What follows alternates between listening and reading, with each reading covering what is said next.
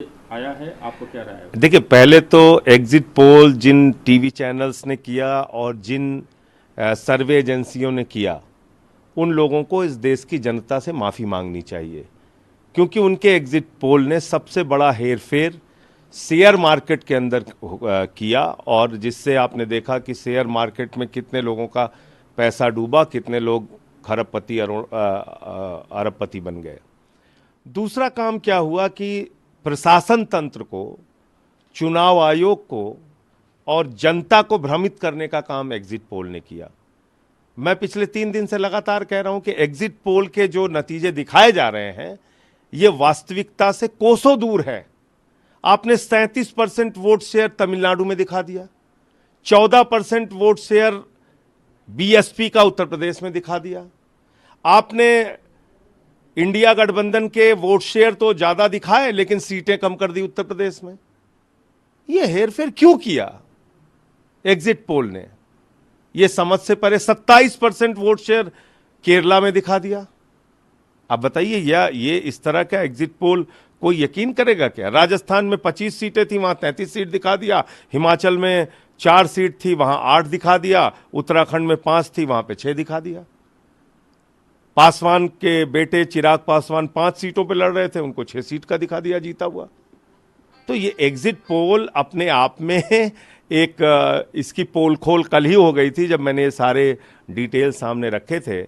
और मैं अभी भी मानता हूं कि अंतिम नतीजे आने तक इंडिया गठबंधन के पक्ष में नंबर आएंगे।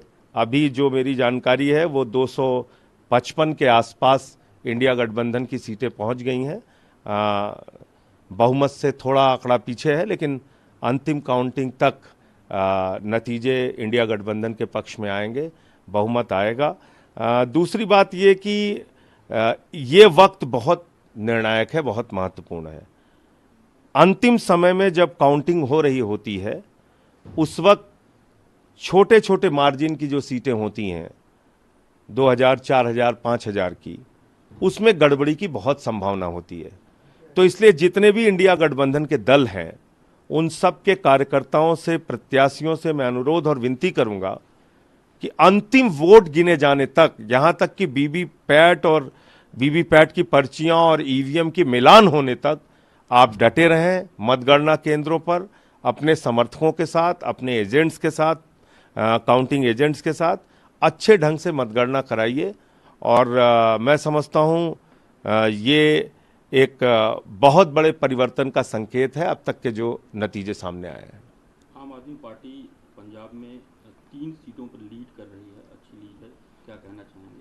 और दिल्ली में अगर बात करें तो उस पर क्या कहना चाहेंगे? देखिए, दिल्ली और पंजाब के नतीजों के हम पूरे अंतिम नतीजे का इंतजार कर रहे हैं, और परिणाम आने के बाद ही हम कुछ बोलेंगे। अंतिम नतीजे आने दीजिए। अभी तो कुछ जगहों पे लीड दिखाया जा रहा है, कुछ जगहों पे क्लोज हैं हम लोग।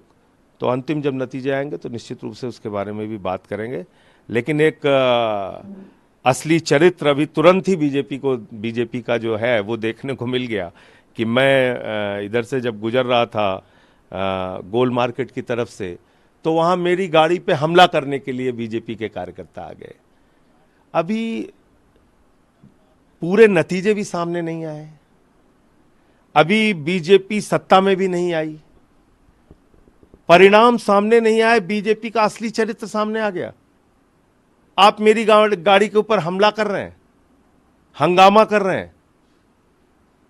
तो ये क्या दिखाता है? ये दिखाता है कि दरअसल बीजेपी का जो भरोसा है वो हिंसा में है, हंगामा में है, हल्ला करने में है।